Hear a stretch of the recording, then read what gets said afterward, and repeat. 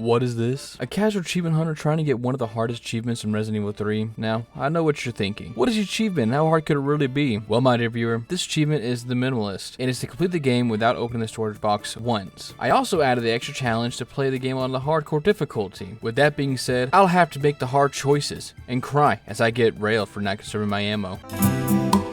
As this story starts, I wake up on a rainy day. I had to take a little tinkle, and as I looked in the mirror, I started to feel a little silly. Suddenly, my sweet dreams were shattered. I got a phone call from my homeboy Brad. He was saying things about the Girl Scouts and how their latest member busted into my room trying to sell me cookies and was not taking no for an answer. But with my smooth brain, I was able to slip past a Girl Scout and escape. I was able to meet up with my boy Brad. We talked about how vicious Girl Scouts can truly be. We made our way downtown, and Brad didn't seem to notice the goofy goober climbing the fence. And these goobers wanted one thing. They wanted to gobble up that cake that Brad was packing.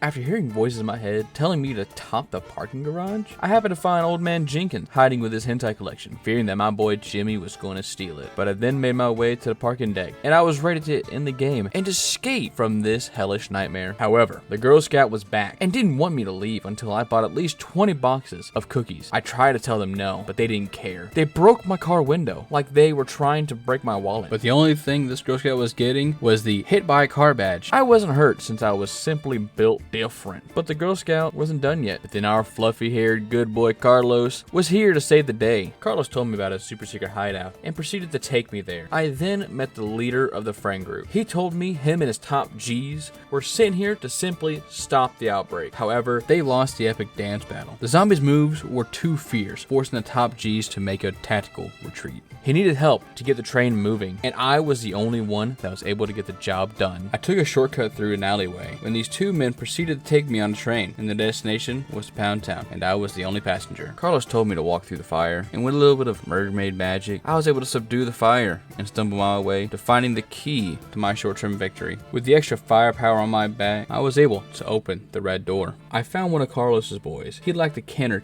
to feel kenough. I attempted to console him when the ultimate edgelord walked in and wait, what the f***? Who is this but this week's sponsor? It's me! Do you want to see tomfoolery at its finest? Do you want to see peak gameplay with a little bit extra? Come follow me on Twitch where I do this live. The name is the exact same as my YouTube name, so come join so that I can look deeply into your soul as I tell you that I can't read. Anyways, someone had let the dogs out, and I gave them a shocking experience. The power company decided to go green, and a bug happened to go down my throat. And, let's just say this changed something within me. Moving on. Completing this area redefined what taking back shots meant.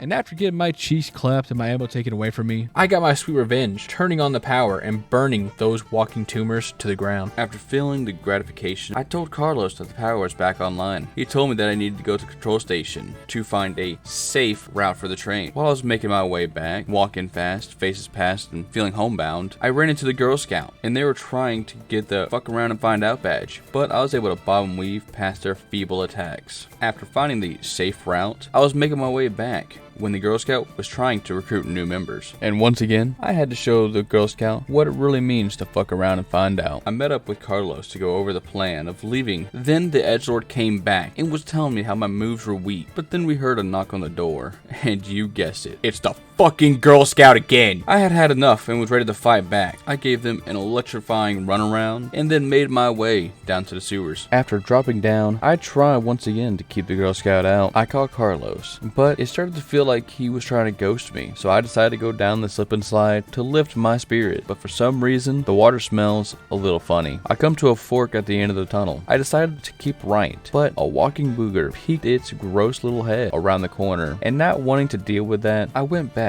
and headed left. Unfortunately, there was an even more disgusting bugger, but I gave it a piece of candy with an explosion of flavor. At the end of the tunnel, I found the light of my life, but having ammo almost costed me the light. I then had to sadly run back and and face what I had left behind. I had to put that wet booger down, and then I had to burn the shit out of another. After finding a random battery, I happened to find a door that coincidentally needed that exact same battery. As I was leaving, Carlos finally called me back and was telling me that his phone died, and that's why he couldn't call me. But while I was climbing my way out of the sewers, the Girl Scout was back, and this time they were trying to get the fire starter badge. But I don't know. I don't think you can get the badge if you're using a flamethrower, but whatever works, I guess. However, I showed the Girl Scout you should never play with fire, and with the last piece of my ammo, let's just say the Girl Scout was going to be warm for the rest of their life. R.I.P. and peace, pimp. While I was making my daring escape, I had this feeling I couldn't seem to shake. I think I left my stove on. With the power of Batman's plot armor, the lift barely missed me. I proceeded to call Carlos and told him the Girl Scout is gone and it will no longer be a problem. He told me to get back to the subway, so on my way back, I happened to run into an old friend. After catching up, he heard his favorite Blue's Clues episode starting and gave me a key to take a shortcut back to the subway. After performing a little breaking and entering, I decided to take the good stuff. As I was leaving, I heard something. Wait. Can't be. It's the Girl Scout!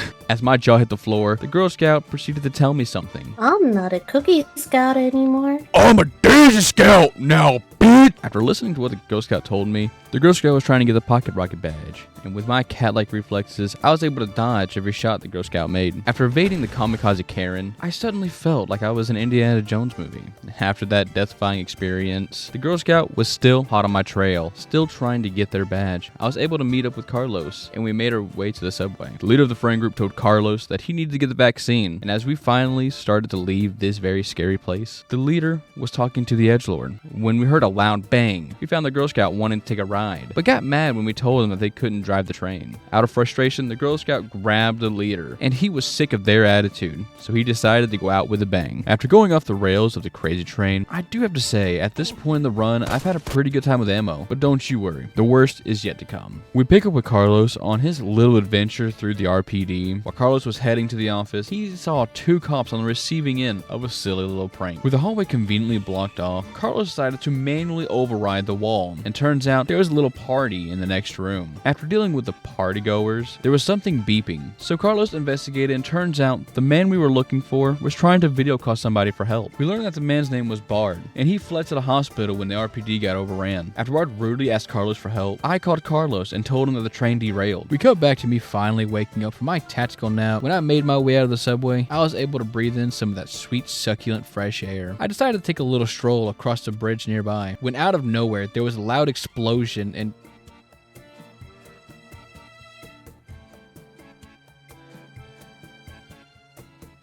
something started to feel kind of off. I wasn't really sure what it was, and while I was lost in thought, a huge dog jumped out of the water. I was wondering what kind of dog it is, but I don't know. I'm not very diverse with the different types of dog breeds. This dog had a lot of energy, and after tuckering it out, the dog decided to take a big nap. As I tiptoed my way past the sleeping pup, I thought I was home free, but I guess this dog was part porcupine, because somehow I got stung and promptly passed out, with me sleeping like an angel. The ultimate edgelord walked on over and took a look at me, and he started to smile in a very innocent and not P. Diddy kind of way. Luckily, Carlos found me taking a little nap and took me to the hospital to patch up my arm. After Carlos patched me up, he decided to go look for Dr. Bard, but his office was voice activated only. And after Carlos tried many different impressions of Bard, Carlos decided to use an AI to get access to Bard's office. However, Carlos needed a sample of Bard's voice, and with his trusty cassette player, he went into the hospital to find that sample. Carlos seemed to have stumbled upon a room that seemed to have the mythical ketchup party, with the note on the wall saying that Carlos would need a special red key. After crashing an office party, Carlos found the key in the courtyard. After looting the locker room, Carlos found a note saying the voice sample is in another castle. Discouraged, Carlos headed back when he started to hear a faint sound of how he could save 15% or more on car insurance. Wait. What is that?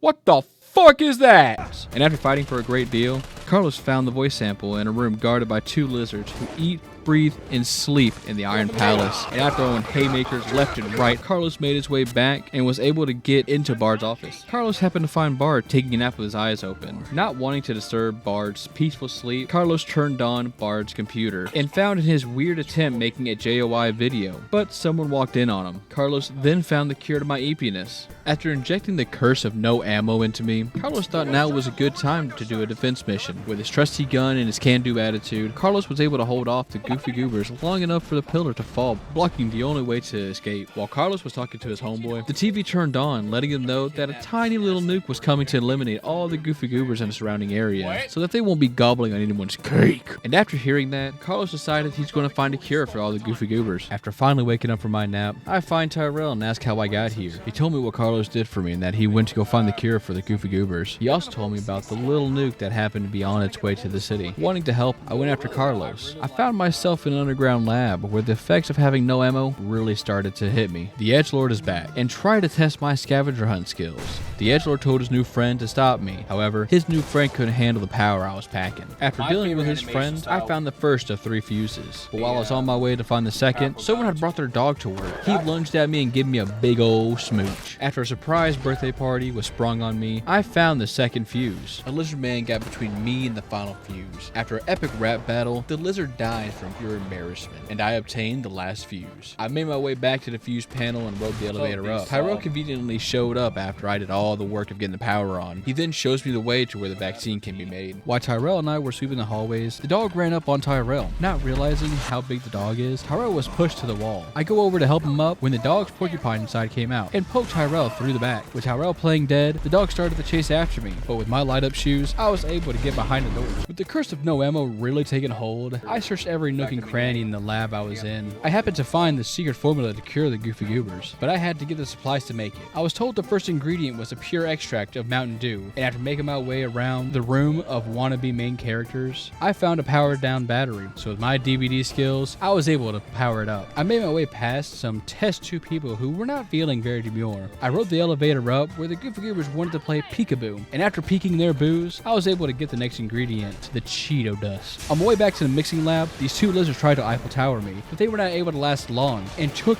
most of my ammo with them, leaving me with nothing. I was able to combine both ingredients and get the gamer vaccine, but the dog was trying to take the vaccine from me. But after duck dodging and weaving my way past the dog, I was able to find a room with some ammo before the worst experience in my life and facing the consequences of my own actions. With my limited ammo, this fight will be the biggest hurdle I'll have to face so far. The dog really wanted to come in and play. However, in doing so, the dog broke the walkway we were on, causing me to fall and hang on to a ledge. But the edgelord forced me to go down and play with the dog. But unfortunately, I was going to hate every second of this.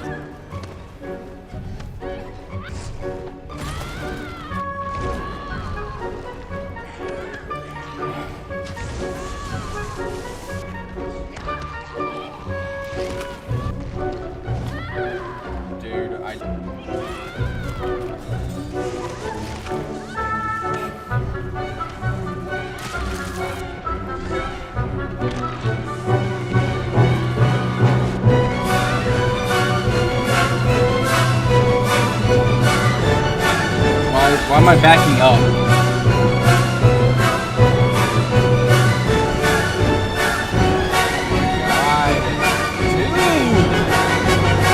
What the fuck am I looking at?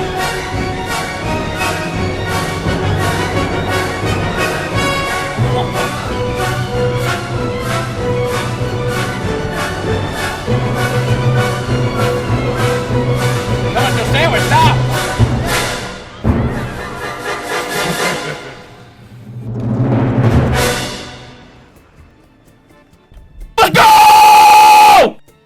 Oh my god! Oh! After playing with the dog for 4 hours and 5 minutes, the dog was finally tuckered out and needed to take a bath. And after that, I thought the worst was behind me. The no ammo curse was lifted, but the edgelord casted a spell on me and I had the no heal status effect. When out of nowhere, a slug appeared, and the slug proceeded to spread its baliciusi all over the wall. This section was just as bad. I had only 4 heals for this entire fight. At times, the slug would pose like a diva, and other times, I didn't know what was happening. All that I know was that I was getting my bussy railed, and not in the fun way. With a little bit of Kenough, I was able to power up the Railer 9000, and I happened to say some very questionable things. Shove it in your fucking gullet. Shove it, yeah! Yeah! Take the hint, bitch! Take the fucking hint! Let's go! However, The slug was finally dead. I ran after the edgelord, and after catching up, we had one last dance battle, but his moves were too fly. However, Carlos was able to sneak up behind him and told me to use my decorative gun. The edgelord wet his pants and fell to the ground in utter shame. Carlos and I got on the nearest helicopter and left the edgelord in his pee-soaked undies, and as we were leaving, Carlos turned on the radio. It was playing a song that went, "Here comes the sun, doo-doo-doo-doo." Well, here we are at the end, with the trophy in my hand and my bussy a-gaping. I can finally say that I beat Resident Evil 3 Remake's third hardest achievement. I will say, this was a lot of fun. Until the end when I got to reap what I sowed. Facing the consequences of my own actions, you might even say. But, in all, thank you for being here with me and watching this video. I hope that I will see you soon. If you want to see more, my Twitch link will be in the description. The Discord link will also be there. So come by and hang out. And until next time, bye!